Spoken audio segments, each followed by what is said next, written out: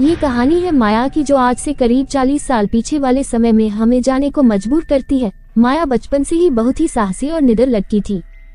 एक दिन वह अपनी सहेलियों के साथ खेल रही थी और खेलते खेलते बहुत दूर निकल गई।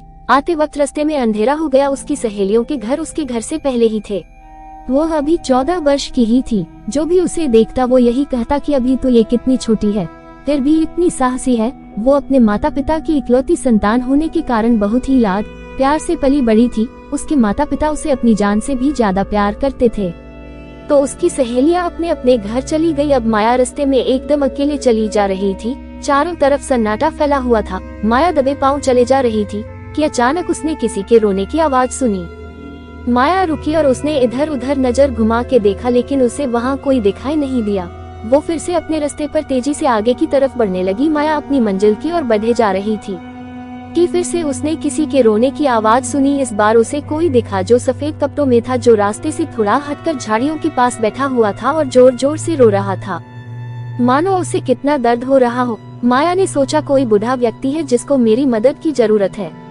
सोचते हुए माया उस व्यक्ति की तरफ बढ़ ही रही थी कि उसे दूसरी तरफ से भी रोने की आवाज आने लगी। अब माया वहां देखने लगी जहां बूढ़ा व्यक्ति उसे बैठा दिखाई दे रहा था, लेकिन ये क्या अब वहां कोई नहीं था। अब तो माया के रोंगटे खड़े हो गए। वो बहुत डर गई और अपने घर की तरफ दौड़ने लगी। तभी उसके कानों में आवाज आई, कहाँ भाग रही है तू, मेरी मदद तो करके जा। इतना कहकर वो आवाज जोर जोर से खौफनाक हंसी हंसने लगी। माया का पूरा शरीर पसीने में लथपथ था और माया दौड़े जा रही थी। माया भगवान शिव को मानती थी।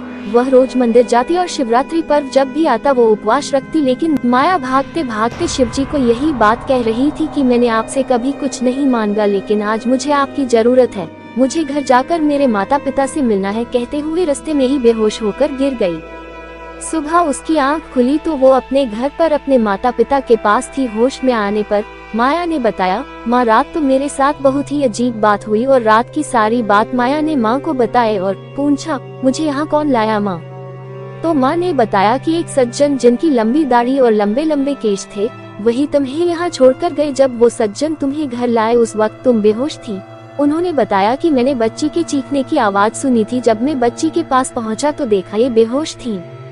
फिर वो तुम्हें घर लेकर आए और कहा, आगे से आप ध्यान रखना, इतनी देर रात को आगे से ये बाहर ना जाए। इतना कहकर वो सज्जन चले गए। अगर आपको ये कहानी पसंद आए हो तो चैनल को सब्सक्राइब करना ना भूले और वीडियो को लाइक करें।